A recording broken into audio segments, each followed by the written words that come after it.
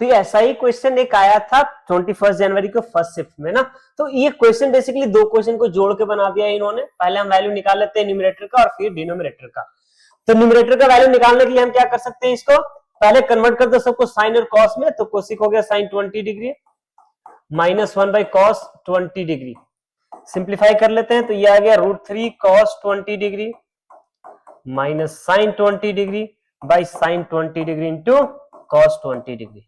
ऐसे क्वेश्चन में क्या करते हैं, 2 से डिवाइड कर देते हैं यहाँ पे भी, और 2 से बाहर मल्टीप्लाई कर देते हैं। और यहाँ पे भी ये फॉर्मूला जैसा लग रहा है तो 2 से यहाँ पे मल्टीप्लाई और 9 से यहाँ पे भी मल्टीप्लाई कर देते हैं। अब देखते हैं तो ये 2 और 2 4 बन गए, और ये √3/2 को हम लिख देंगे sine 60 degree into cos 20 degree, और ये 1/2 को लिख देते हैं cos 60 degree into sine 20 degree रहेगा अपॉन ये 2 sine theta into cos theta होता है साइन 2 थीटा, तो ये हो जाएगा साइन 40 डिग्री।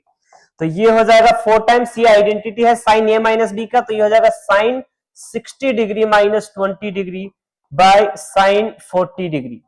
तो ये दोनों क्लियरली कैंसिल हो रहे हैं, तो पहला पार्ट जो न्यूमरेटर है उसका आंसर तो 4 आ गया। और डिनोमिनेटर में भी एक सीधा फॉर्मूला बेस्ड है ये, तो इसको आप लिख सकते हो cos 20 cos 40 into cos 80 degree, और cos 60 डिग्री का वैल्यू हमें पता है तो उसको आप साइड में लिख सकते हैं ना।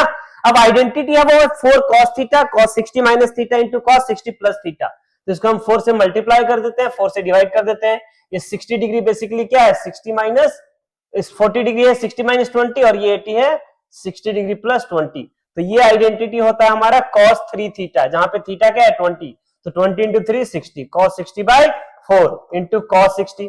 cos 60 का वैल्यू हमें पता है 1/2, 1/2 इंटू 1/2 1/4, और 1/4 को डिवाइड करेंगे 4 से तो 1/16 हो जाएगा। तो ये जो हमें आंसर चाहिए ये हो गया आपका 4/1/16 जो कि 64 है, तो हम मार्क करेंगे ऑप्शन